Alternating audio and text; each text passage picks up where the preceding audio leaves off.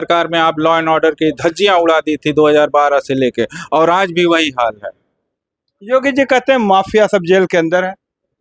तो माफिया तो जेल के अंदर ही है सब, उसके बाद भी क्राइम रेट इनका बढ़ गया है। कोई किसी को जो है गोली मार देता है। बनारस यूनिवर्सिटी में जो है इनके ही आईटी सेल के लड़कों ने जो है बलात्कार का केस किया था और एमपी जाके छुप गए थे। ये जग जाहिर होगा।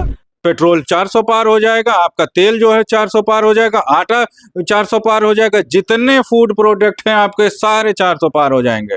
आप चिंता न करिए। सदन के निर्देशानुसार मैं इस चुनाव रण में आ गया हूं अपनी भूमिका निभाने, और उन्हीं के लिए जो है इस चुनाव को मैं लड़ रहा हूं, उनके मुद्दों के लिए लड़ रहा हूं। और क्यों? क्योंकि 10 सालों में ना उन्होंने मंत्री जी ने कोई काम किया था, ना हमारे वर्तमान सांसद जी ने काम किया था। सब लोगों ने इस धरती को चरने का काम किया। मेला लग जाएगा पूरे देश में और महंगाई घट जाएगी। पिछले विधानसभा चुनाव को देखा जाए तो यूपी में आपकी बहुत कम सीटें आई थी। ऐसे में क्या लगता है कि इस बार आप लोकसभा में चुनाव मैदान में उतरे तो क्या जनता आपके साथ जाएगी? जनता हमेशा से हमारे साथ है। भले हमारी कम सीटें आई, जनाधार वोट ऑफ परसेंटेज हमारा कभी नहीं घटा। हर जगह पे 1000 और 500 वोटों से हम लोग दूसरे नंबर पे रहे।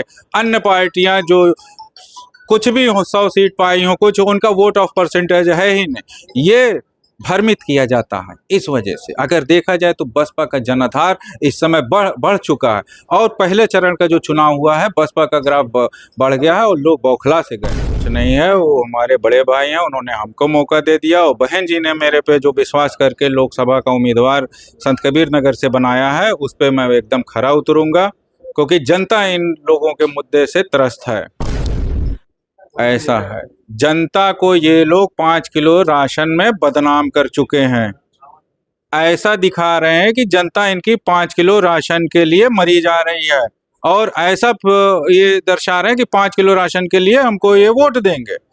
5 किलो राशन कितना दिन किसका चलता है? अगर ये खुद खाने पे आ जाएं तो नहीं चला पाएंगे एक दिन। इसलिए भ्रमित किया जा रहा है। जनता इस बात को जो है महसूस करके बैठी है कि ये जो हमको बदनाम किए हैं, 5 किलो राशन लेके जो है वोट देते हैं, ये 25 मई को जो है खलीलाबाद की धरती पे बताएं।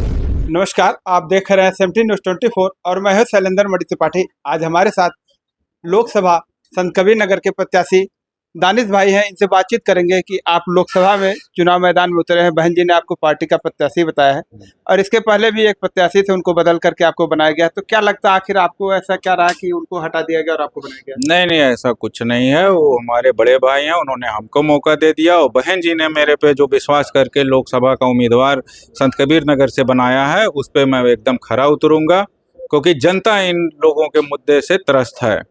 क्षेत्र के लोगों को मानने और देखा जाए तो क्या लगता है क्षेत्र में किन तरह की समस्याएं हैं? जनता अगर आपको वोट देगी तो क्यों?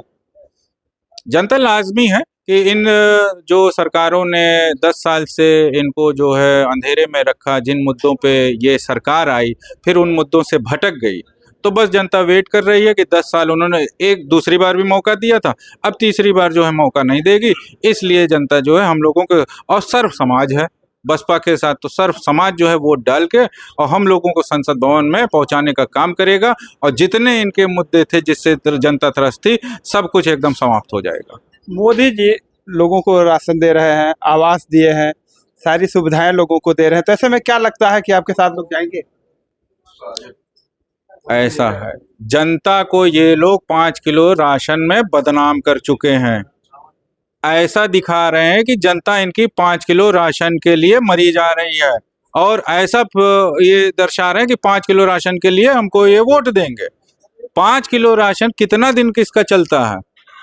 अगर ये खुद खाने पे आ जाएं तो नहीं चला पाएंगे एक दिन।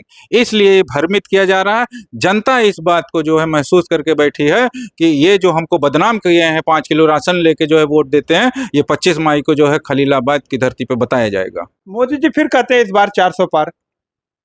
तो 400 तो पार होगा। पेट्रोल 400 पार हो जाएगा, आपका तेल जो है 400 पार हो जाएगा, आटा 400 पार हो जाएगा, जितने फूड प्रोडक्ट हैं आपके सारे 400 पार हो जाएंगे। आप चिंता न करिए। लोकसभा चुनाव में किन मुद्दों को लेकर आप चुनाव मैदान में उतरेंगे? सारे मुद्दों के जो जिन मुद्दों पे ये सरकार आई थी, जो मुद्दों ने इन्होंने नहीं काम किया, उसी मुद्दों को लेके मैं जनता के बीच में हूँ। और जैसे हम लोगों की सरकार बनेगी, सरकार केंद्र में बनाने का हम लोग काम करेंगे। बस सारे मुद्दे जो है तुरंत जो है अप्लाई कर दिए जाएंगे। रोजगार मेला लग जाएगा पूरे देश में और महंगाई घट जाएगी।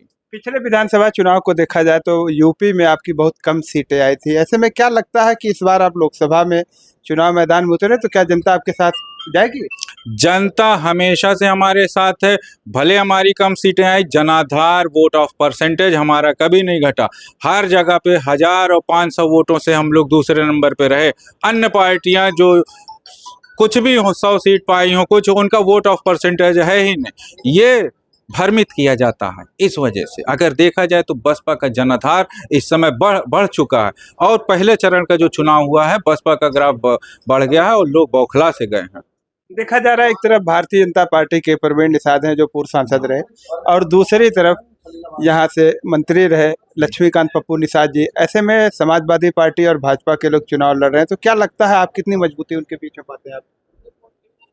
इस समय तो बहुत मजबूत मैं उन पाता हूँ, क्योंकि मैं जनता जनार्दन के निर्देशानुसार मैं इस चुनाव रण में आ गया हूँ अपनी भूमिका निभाने। और उन्हीं के लिए जो है इस चुनाव को मैं लड़ रहा हूँ, उनके मुद्दों के लिए लड़ रहा हूँ। और क्यों? क्योंकि 10 सालों में ना उन्होंने मंत्री जी ने कोई काम किया था, ना हमारे वर्तमान सांसद जी ने काम किया था।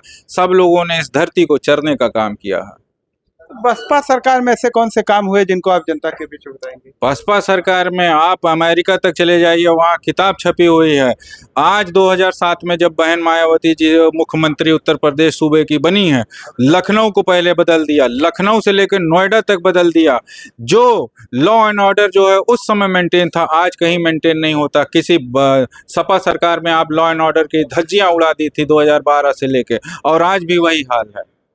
योगी जी कहते हैं माफिया सब जेल के अंदर है। तो माफिया तो जेल के अंदर ही है सब। उसके बाद भी क्राइम रेट इनका बढ़ गया है। कोई किसी को जो है गोली मार देता है। बनारस यूनिवर्सिटी में जो है इनके ही आईटी सेल के लड़कों ने जो है बलात्कार का केस किया था और एमपी जाके छुप गए थे। ये जग जाहिर है। कहते हैं ऐसे लोगों पे बुलडोजर चलता है हमारा। भाई देखिए, बुलडोजर चलेगा तो सब पे चलाने की अगर हिम्मत रखा जाए तो क्राइम जो है जड़ से खत्म हो जाएगा। अगर उसमें बांटने का काम होगा तो कुछ नहीं होगा। क्या मानते हैं भारतीय जनता पार्टी अपने लोगों पर बुलडोजर नहीं चलाती है? देखिए, जो गुंडा हो गया, जो उस पे हो गया, वो किसी पार्टी का नहीं हो गया। बस सरकार को जो देखना है कि ये अगर समाज का दुश्मन है तो उसके घर बुलडोजर चढ़ा दो। अभी मुख्तार अंसारी की मौत हुई, उनकी मौत को किस रूप में देखते हैं आप? उनकी मौत तो कोई वैसी नहीं है। मौत, वो जेल में थे, बीमारी आजारी होती है तो मौत हो सकती है, किसी की भी होती है, ऐसा नहीं है। क्या मानते हैं स्वभाव की उनकी मौत बीमारी से हुई है, या जिस तरह से उनके परिवार के लोगों ने आरोप लगाया है कि जहर देने से उनकी मौत हुई है? हाँ, उनके परिवार के लोगों ने वो जांच के लिए बोला है और जांच जब होगी तो उसमें स्पष्ट आ जाएगा कि क्या होता है। अरविंद केजरीवाल की गिरफ्तारी को किस रूप में ले रहे हैं आप? अरविंद केजरीवाल, देखिए, जो ये बोल रहे हैं ये लोग, तो अगर कहीं ना कहीं कोई भ्रष्टाचार हुआ है या कहीं ना कहीं कोई नाम आया है तो वो उनकी एजेंसियां जाने, उनका काम जाने, उसमें हम लोगों का कुछ नहीं करना। जनता आपको सांसद बनाती है तो प्राथमिकता में क्या कार्य होंगे? प्राथमिकता में सबसे पहले जो है हम लोग इनका जो है राशन, जो ये 5 किलो दे रहे हैं, एक अच्छा अनाज, और इनको जो है किसानों को जो बुआई कटाई सब कुछ इन लोगों को मुहैया कराया जाएगा लोकल क्षेत्र में। और इनको हर हमारे ज़िले में मैं रोजगार मेला लगाने का काम करूंगा, आईटी सेक्टर को लाने का काम करूंगा कि जो हमारे भाई बंधु बाहर जाके रोजगार कमा रहे हैं वो हमारे ज़िले में ही आए। यहाँ तमाम फैक्ट्रीज लगाई जाएंगी, यही काम करूंगा। जैसा आपने बताया कि वर्ष 2019 से आपने बसपा पार्टी ज्वाइन किया है, ऐसे में आप जिले के तमाम क्षेत्रों में दौरा किए होंगे, तो जिले में किस तरह की समस्याएं हैं? जिले में बहुत सारी रोड तक ध्वस्त हो गई है। आज तक जो है वो मैं खुद जाता हूँ तो रोड सारी ध्वस्त हो गई। जब आप किसी भी जिले में आप रोड का अच्छा जाल बनाओगे तो वैसे वो जिला तरक्की करेगा, लेकिन इन लोगों ने वो काम ही नहीं। जब रोड ही नहीं बनाया तो क्या फैक्ट्री आदमी लगाएगा, क्या स्कूल लगाएगा, क्या वो कोई भी एजेंसी लगाएगा? कुछ नहीं लगाएगा। मोदी जी कहते हैं हमने तमाम एक्सप्रेस वे बनवा दिया। तो एक्सप्रेसवे बनाया, एक्सप्रेसवे बना दिया, उससे क्या लाभ हुआ? आपने स्मार्ट सिटी का नाम लिया। स्मार्ट सिटी क्या? लखनऊ में आज आप कहीं किसी कोने में चले जाइए, हर साल 100 करोड़ आता है, वो दिखता नहीं है। कितनी मेट्रो सिटीज पे इन्होंने काम किया। आज इनके भाषण में न मेट्रो सिटीज का नाम आता है, न महंगाई का नाम आता है, न रोजगार का नाम आता है। आप खुद देख सकते हो। जैसा आप बता रहे हैं कि भारतीय जनता पार्टी में भी घोटाला हुआ है, ऐसे में अगर आपकी सरकार बनती है तो इन लोगों के खिलाफ क्या एक्शन लिया जाएगा? जांच एजेंसियां नामित होंगी। जांच में जो भी दोषी पाया जाएगा, हमेशा से वो है, स्वतंत्र है जांच एजेंसी। चलिए ठीक है, बहुत बहुत धन्यवाद। तो अभी आपने देखा कि हमारे साथ ये बसपा के प्रत्याशी रहे दानिश जी, और इन्होंने अपनी बात रखी है। इनकी बात पर आप लोग कमेंट करके अपनी राय जरूर दें। मिलते हैं नई खबर के साथ नई वीडियो में, तब तक के लिए नमस्कार।